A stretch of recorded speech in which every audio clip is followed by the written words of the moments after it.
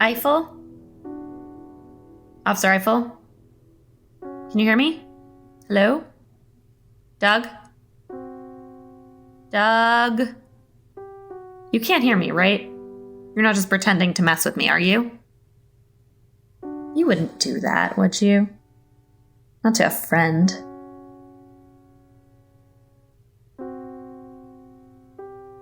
Okay, I didn't think so. But it's good to make sure. Can't be too careful nowadays. I'm still not used to the latest code that Dr. Hilbert patched into my software, and it's led to some really interesting results. 2 nights ago, I accidentally ran my navigational calculations through the speakers in the cargo bay. Must have been talking for about 2 hours before Commander Minkowski came in. Whoopsies. At least she didn't make too much of it, just another case of poor glitchy Hera going haywire. You don't mind if I talk at you, do you, Doug?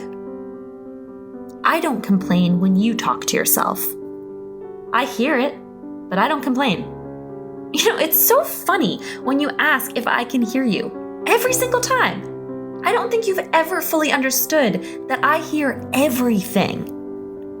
Right now, I'm listening to you record one of your logs. You've used the word basically 13 times in the last 5 minutes. I'm listening to Commander Minkowski go through her cardio routine on the mid-deck treadmill. I hear Dr. Hilbert going through his experimental notes. I hear Specimen 34 as it lays down another route in the air vents by the CO2 tank. And I hear one last thing. Something moving, unseen, unknown. You don't need to know about the last one, do you?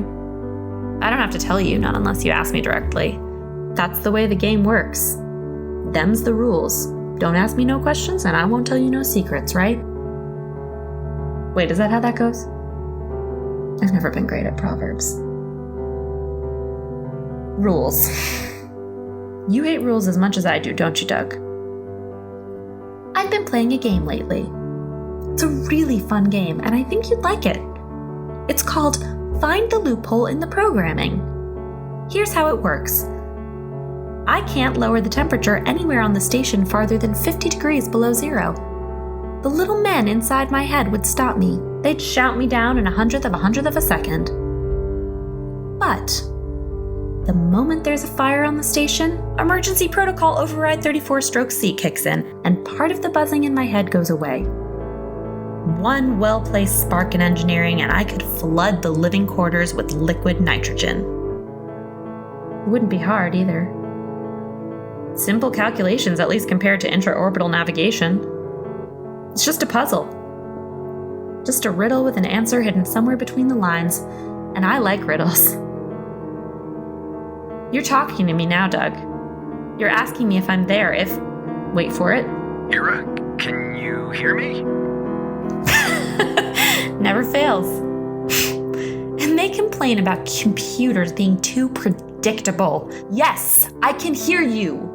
Yes, I'm there. I am always there. I'm there right now having a conversation with you about the alcoholic potentials of antifreeze. 26 meters below you, I'm in the cargo bay giving a navigation report to Commander Minkowski. My mind is in both of those places. It's racing to keep up with 100 volts of current as it flies from generator B to the lamp Dr. Hilbert just turned on. It's here having this conversation at you. It's outside the station, noticing a small flicker in my periphery, 13.7 light years to the left. The final gasping breath of a star reached us and then went away forever.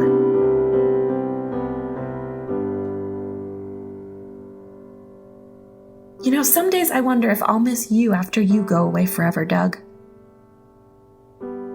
Today's not one of them. But there are some days when I do wonder. I doubt it, but you never know. I can be full of surprises.